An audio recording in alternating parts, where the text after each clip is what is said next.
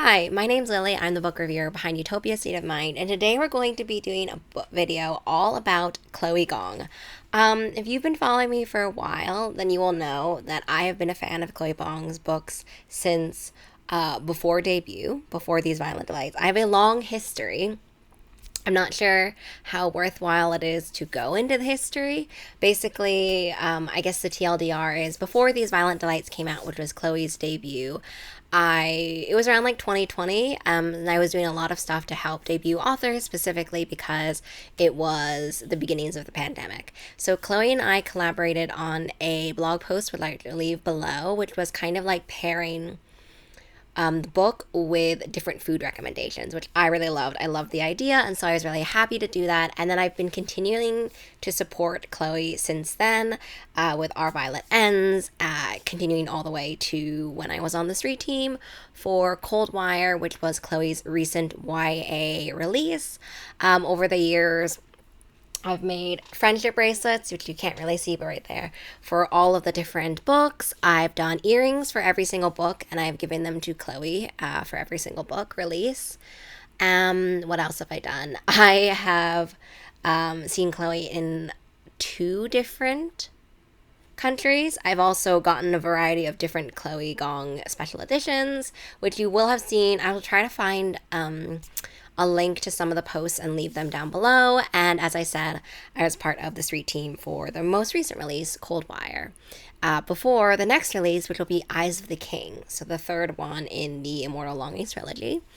But because now there's been a whole different sort of Chloe Gong universe, I wanted to continue my series where I chat specifically about one author, and then I kind of go into my thoughts about each book and kind of what I would recommend, for example, for each book. This is going to be a little bit different because a lot of the books have a similar world universe, and then there are other ones that are not. So that's why I wanted to make this video. Let me just start off by showing you all of just this one snapshot of my Chloe Gong collection. As I said, I have a bunch of different special editions, but I've just chosen to showcase here the normal hardback editions, not like special book box editions. I just got my special book box edition of Coldwire as well, but this is all of them. You can't even see me because I'm shadowed behind it. As you've seen, we're going to kind of go in chronological order for all the YA books and then the adult books at the end. So I'll leave timestamps below if you want to, or if you're only interested in the adult books, go down below. I didn't prepare a huge amount of notes for this. We're going off of memories, vibes, and also what's written on the back. And it's been a really long journey now. So over 5 years at this point. For example, for These Violent Delights. These Violent Delights is the first Chloe Gong book ever published. It is the debut, and it is a Romeo and Juliet retelling. Most of these books have some of retelling aspect as a whole. Coldwire is the only one that doesn't really have that much of like a retelling aspect in that sense, but These Violent Delights is a Romeo and Juliet retelling set in Shanghai in the, what year is it? In the 1926. All of mine are signed, by the way. And so this is basically follows a lot of the premises of the Romeo and Juliet story in the sense that we have 2 warring families. We have Juliet and Roma. Roma is the Romeo character here.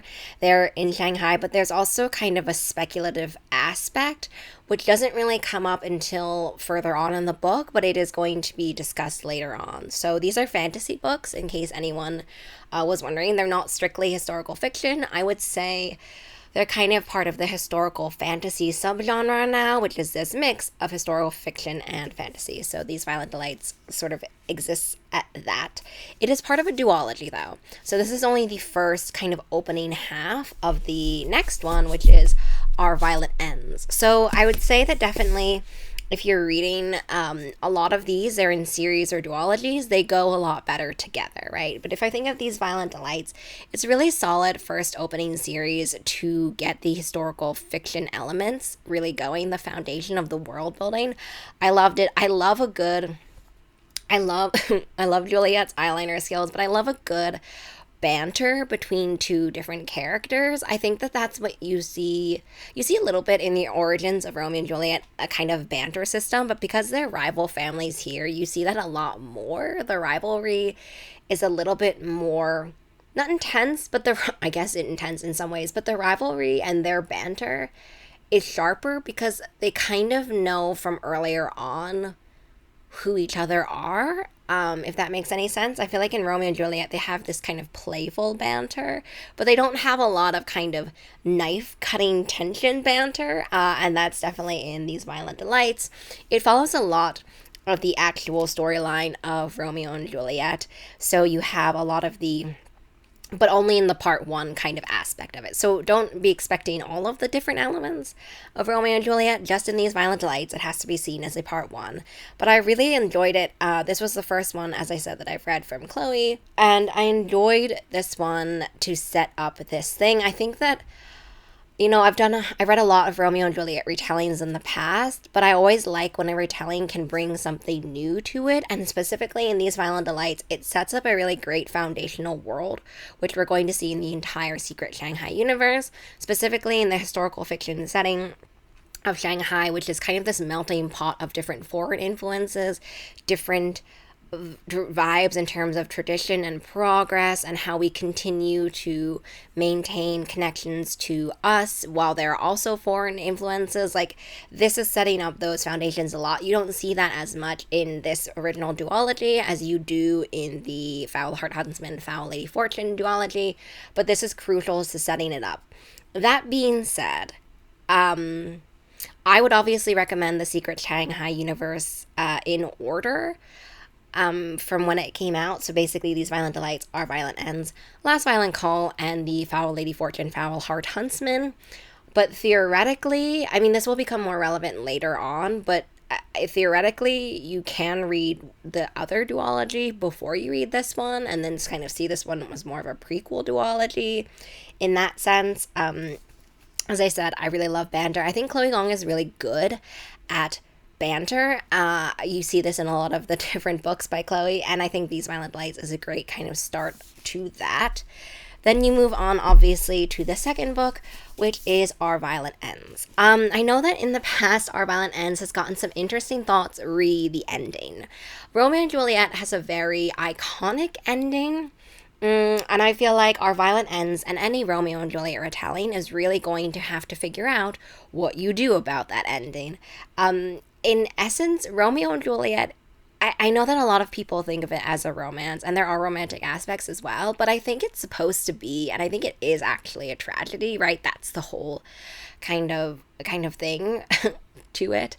So Our Violent Ends, I think when I was reading about it, and sort of reading thoughts and reviews about it afterwards, the ending I feel is the most contentious. I really enjoyed it. I thought that it was really apt. I don't want to describe too much about it because I'm trying to keep all of these things really spoiler free. It's also hard to talk about the plot of Our Violent Ends if you haven't read that one, but it basically happens right after these Violent Delights. This is really in kind of the duology era. I don't remember exactly when this was released. Maybe I can quickly look it up here in the ISBN. 2021, right? What I think separates Our Violent Ends from these Violent Delights is those speculative aspects really come out in Our Violent Ends. I would say that for these Violent Delights, I would say that it feels a little bit more like 70% historical fiction, 20 to 30% fantasy, but this one, the speculative fiction aspects come out a lot more in Our Violent Ends, and I think that that was a really interesting and intriguing way to kind of build upon the foundations, not only of these Violent Delights, but also of the source material of Romeo and Juliet as a whole. I enjoyed this one a lot. I think that if you read book one, you kind of have to finish and read book two because it gives you a more cohesive and comprehensive look at the retelling in general. I think with duologies that often is the case, specifically when you have a source material that you're kind of using from inspiration, you really need to read both, I feel like, to have a good knowledge or a good basis to kind of see what you feel about the source material. And so I think that Our Violent Ends is a necessary read to the second one. As I said, I can't really talk too much about what actually ends up happening in this one because it is a book too. I know that if you've seen these All About Author series, you will know that with sequels, it is always difficult to kind of do that, and we don't talk about sequels that much. But in general, really enjoyed this kind of foundational duology. So the next one we have is Foul Lady Fortune. I know that theoretically you wanted me to hold up Last Violent Call, but this one has come, or does come out secondly. And I do think that while the characters of Last Violent Call are very much kind of rooted in these violent delights and Our Violent Ends, they do reference some of the events that are happening in the background of Foul Lady Fortune. So if you want the most complete sort of reading experience where you know everything that everyone's talking about, Foul Lady Fortune is the next one to go. But if after the ending of Our Violent Ends you just need some happy kind of serotonin dopamine hit, then I would then read Last Violent Call. The events will be more of a foreshadow, I guess, to things that will happen in Foul Lady Fortune. So you might inadvertently end up spoiling yourself. But I was with you. Like, I know how you feel after finishing Our Violent Ends. So if you need a little bit of a little boost, then you could check out that one out. So Foul Lady Fortune is a retelling of As You Like It. Now, As You Like It is more of a comedy than the tragedy that we have in These Violent Delights.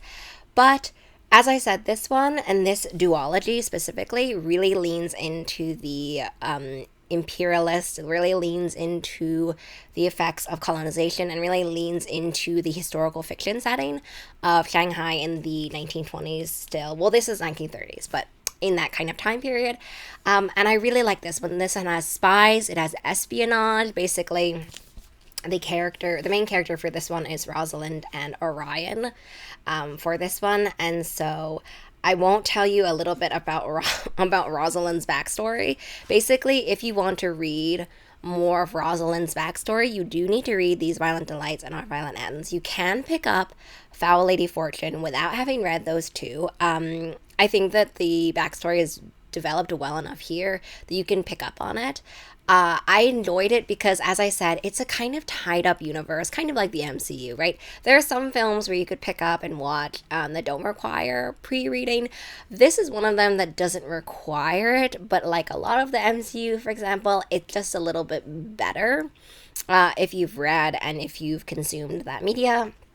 So basically, I won't, in the description, I won't tell you too much about Rosalind, but it has Rosalind, and there's basically these espionage. And because of the espionage, we have a lot more delving into the various political and foreign influences in Shanghai in the 1930s. I really enjoyed that element in Foul Lady Fortune and Foul Heart Huntsman. I think it gives a really great grounded historical fantasy kind of element. This is also historical fantasy, Foul Lady Fortune and Foul Heart Huntsman. But because the source material is more of like a comedy, there's a lot more lightheartedness in it, until there's not. But a lot more lightheartedness in this one with this kind of fake dating, fake relationship. So basically, Rosalind and Orion have to go undercover and they have to fake marry / fake, be together in a relationship to sell their cover story. At the same time, they're not really sure who's betraying who in this situation, what their allegiances are. And also what Rosalind's past is. Orion doesn't really know it. We know it if you've read these other ones, but Orion doesn't really know it, so that was really fun to watch and to see that kind of unfold. I really love espionage books, so Foul Lady Fortune and Foul Heart Huntsman are definitely some of my favorite ones. As I said, the historical fantasy kind of kicks off this one, I would say, similarly to These Violent Delights and Our Violent Ends. The fantasy elements in Foul Lady Fortune are not as pronounced as they are in Foul Heart Huntsman. They're definitely more there than, for example, they were in These Violent Delights because of redacted. But they're in this one, and it really kind of ramps up towards the ending. And in Foul Heart Huntsman, but I think it's a really great build up, and in all, these are just really fun. There are a lot of really fun scenes where there are car chases. The romantic tension, romantic flirting, and swooning is really fun in here, especially the line between fake dating and real dating, you know, like a real relationship and a fake relationship. This one is definitely for you. So I think that that is really great. And I think if you've read, though, These Violent Delights and Our Violent Ends, and you've read Foul Lady Fortune, or you're going to read Foul Lady Fortune, then you definitely need to pick up Last Violent Call. These novellas are kind of just the cutest dopamine bursts in the sense that they're talking about the events of both Foul Lady Fortune, and they're following These Violent Delights. So in the time period, they have happened after These Violent Delights and Our Violent Ends, and then we're picking them up kind of characters from those worlds afterwards, which are now kind of realizing or hearing about the events from Foul Lady Fortune. So you could read Last Violent Call before Foul Lady Fortune. You just might inadvertently spoil yourself. But at the same time, chronologically, these kind of are happening after Foul Lady Fortune. So I would say if you're invested in the Secret Shanghai universe, you should read them kind of like that. But if you're not invested in that as much, then you can kind of read them wherever you want. These are kind of two novellas. I love them so much. They're a box set, and they're kind of super, super gorgeous. Like that. So I don't want to talk too much about Last Violent Call because major spoilers for Our Violent Ends and These Violent Delights. So let's just go on to Foul Heart Huntsman. This is the sequel to Foul Lady Fortune. As I said, this one enters or puts more of the fantasy elements in this duology. I can't actually say really anything that has happened for Foul Heart Huntsman because of the incredible spoilers. But if you still like spy books, also some side characters in these ones are super cute. I love the way that they develop as well. Chloe has a really good way of having these side characters who develop into really phenomenal, intriguing characters. It's not necessarily a cast of characters because it's not multiple perspective, but I really like the attention to detail, specifically in the way that these side characters can become almost as beloved as the main characters. I think you see that a lot in Chloe's books because these side characters are actually developed. They're not kind of throwaway side characters. Foul Heart Huntsman definitely has some of these. I really enjoyed Foul Heart Huntsman so much. If you, as I said, I can't talk to you about the kind of plots and the synopsis from this book because that would be major spoilers. But I think that Foul Heart Huntsman and Foul Lady Fortune have some, at that point when I was reading it, what really struck me is that they have some really, really romantic kind of tension and romantic speeches. Foul Heart Huntsman is building off of the emotions from Foul Lady Fortune, so maybe this one more than that one. And Heart here, right, the emotional angst and the emotional love and the relationships formed throughout both of these, and I would say throughout kind of the entire Secret Shanghai universe, right? This is the ending of the Secret Shanghai universe book. This one just comes together really, really beautifully and emotionally. So it's kind of similarly to These Violent Delights and Our Violent Ends. If you've read Foul Lady Fortune, I think it's important that you read Foul Heart Huntsman. I'm less familiar with As You Like It. I've only read it once. Maybe I've seen it once as well as a play, but I'm less familiar with As You Like It than I am Romeo and Juliet. So I'm not as well versed in picking out the differences. I would still say that this one feels a little bit more like a reimagining based on the plot points of As You Like It, but I think that it has this kind of core sort of drama, comedy-esque element, hilarity, while also being intensely action-packed and emotional for this one. And as I said, it would actually be really interesting for me to go back and read critically As You Like It again. I haven't done this in forever, but read it critically and then go back to Foul Lady Fortune and Foul Heart Huntsman, just because I'm sure that a lot of people have done that for These Violent Delights and Our Violent Ends, because Romeo and Juliet is so, such a big deal. It is so iconic, but it would be kind of interesting. So I feel like that's a future video idea percolating. Next, I want to talk about Chloe's most recent YA release, which is Coldwire. This is a YA dystopian. I've talked about Coldwire a bunch, and I've actually mentioned it into my October wrap-up, which I will link down below. This is a YA sci-fi dystopia. This felt super nostalgic to me because I was growing up kind of around the boom of YA sci-fi dystopias, specifically within the media, and so this felt really nostalgic in that sense. Hold on, I need to take out all of my various Coldwire swag because it's stopping me from being able to hold up this book. But this one basically, how do I describe it? This one is not modeled after a Shakespeare play, but basically in this world, we have this idea of virtual reality, and then people kind of exist in virtual reality and they exist also in real life. We have these two characters. One of the characters is an orphan, a ward of the state, and so she's been sort of forced to join Nile Corp, which is this academy, and the other character is her rival. The other character is her rival at the Nile Corp or Nile Military Academy. They go from the Military Academy to Nile Corp, but paired with her rival. And there are actually 4 characters, so I've only talked about 2. The other 2, she's actually in the Nile Corp private forces, so she's actually already graduated essentially from Nile Military Academy, and so she's then forced to cooperate with an anarchist against the government to kind of clear her name. So those are the 4 characters in Coldwire. Coldwire was super action-packed. I really enjoyed it. Also, there are a lot of twists and turns, which I really enjoyed in Coldwire. What I think, and as I said, the review for Coldwire is in my October wrap-up, but what I have said there is that one of the more smaller themes about kind of diasporic vibes, about home, about being disconnected from home, right? I've mentioned as well that one of the characters is an orphan, a ward from the state, and so she is involved in the Nile Military Academy, which is kind of against one of the other nations in the book. I don't think it's too much of a spoiler to say, but that actual nation ended up at the beginning sort of,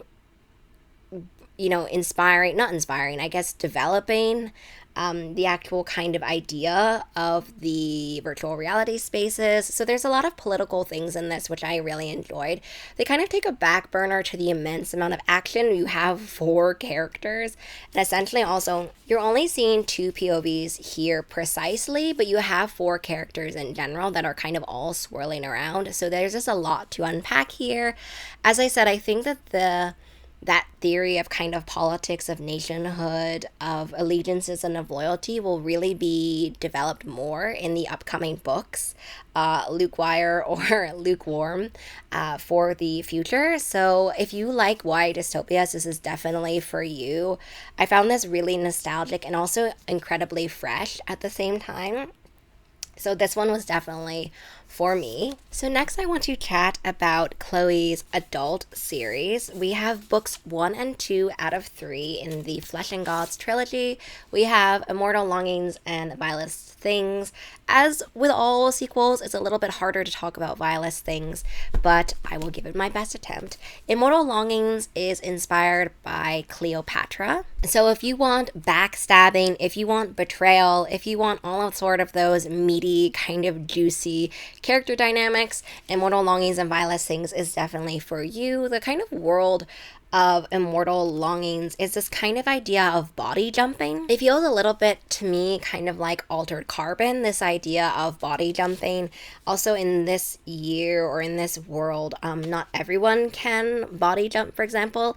And so the kind of basic premise for Immortal Longings is that every year the kingdom kind of hosts this set of games where you have a bunch of people who are all competing against each other and you kind of can body jump I don't know, jump between bodies. I'm not exactly sure if there's a better term for that one. Basically, we have this princess, we have this character, and so the princess, 5 years ago, a massacre left her parents dead, and she was the one who did it. So basically, she wants to finish the job of destroying the monarchy, but in order to do that, she has to win the game so that she can greet the king at the end of the games to do this. And basically, we have another character who's named as Anton. He's an exiled aristocrat. He has a huge backstory, which we get into in Immortal Longings, but really we kind of start picking it apart in Vilest Things and developing that one, which is really intriguing. But anyway, he is an exiled aristocrat. His childhood love is in a coma. This is going to be important because it's going to be important to the future. But basically, he wants to save her, and his last shot is by entering the game. So basically, they're going to become kind of unexpected allies. They also both want to win. So if you kind of love this idea of games and competing against each other and having that action, that thrumming action, Immortal Longings is definitely for you. They also kind of end up having a help from an adopted son, August, as well. So the three of them are kind of all swirling around in Immortal Longings. I really enjoyed this one. I'm not super familiar with Cleopatra. Again, maybe something that I need to, or Anthony and Cleopatra, something I need to get into another future video idea, and also maybe before Eyes of the King comes out. But anyway, Immortal Longings has all of those really high action packed events that are coming up and that are coming through these concepts of kind of body jumping and these games and these monarchies and trying to bring down the monarchy, and all swirling together in Immortal Longings. I really enjoyed it. I love the idea of body jumping, so already this was going to be a win for me. Altered Carbon, Dollhouse have been one of these, or some works that I've really enjoyed, and I love the idea of body jumping and selfhood and all of these different themes, but this is really kind of undercut, or not undercut, but it's really infused with the action of that as well. Power is a huge theme in Immortal Longings, and it's it's another theme that is really developed in Vilest Things. What can I say about Vilest Things which would not be spoilery?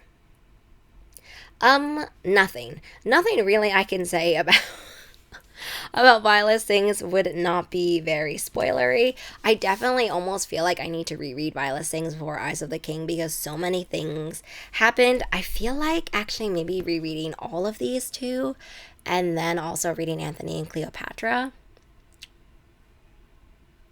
Video ideas that just require more reading and pre-reading and work for the future, but I can't really talk about Vilest Things at all without spoiling Immortal Longings. But what I will say is the themes of power and the themes of sacrifice and ambition are really well developed in Vilest Things. The characters and what they've done, they're kind of messy.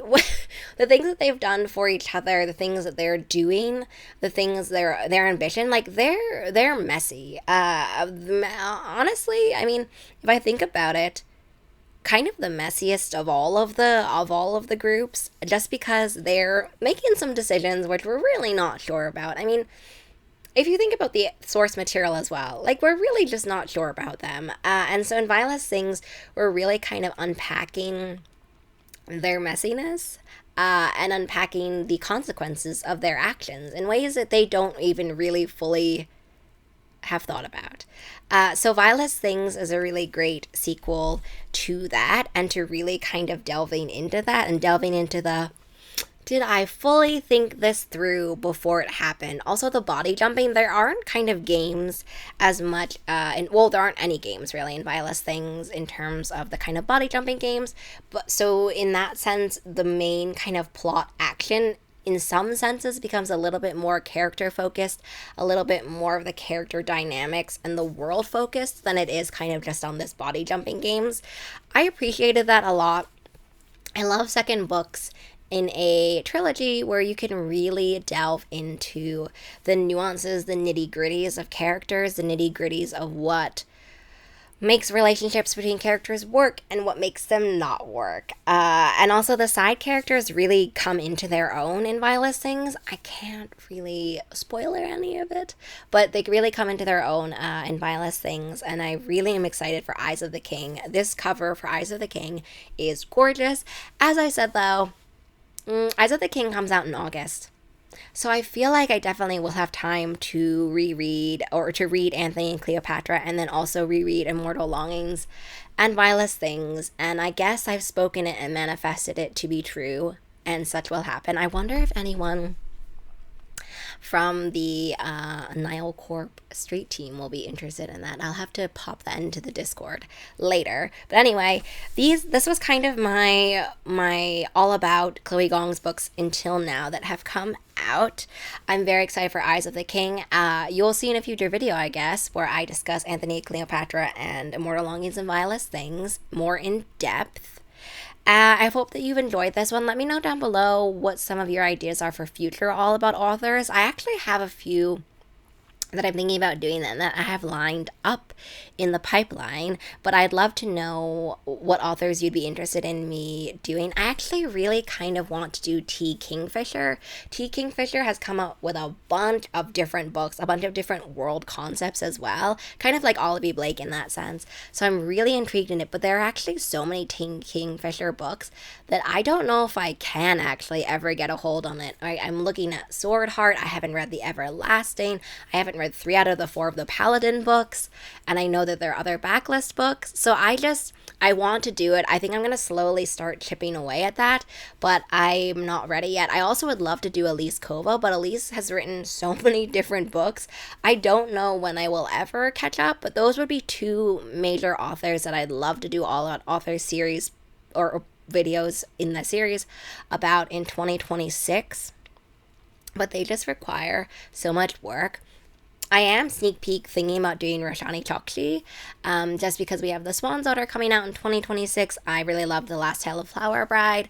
Also, Roshani has written some really, really gorgeously funny and cute kind of middle grades with Arusha. So maybe sneak peek, I guess, if you've watched this far, I'm thinking about doing Roshani Chokshi in 2026, and I really would like to, fingers crossed, do Elise Kova and T. Kingfisher. So anyway, let me know down below if you have other suggestions as well, and I will see you in the next video. Have a really great rest of your reading day, week, month, and year, because I'm not actually sure when you will watch this, so I don't know if I should say 2025 or 2026, and I'll see you later. Bye!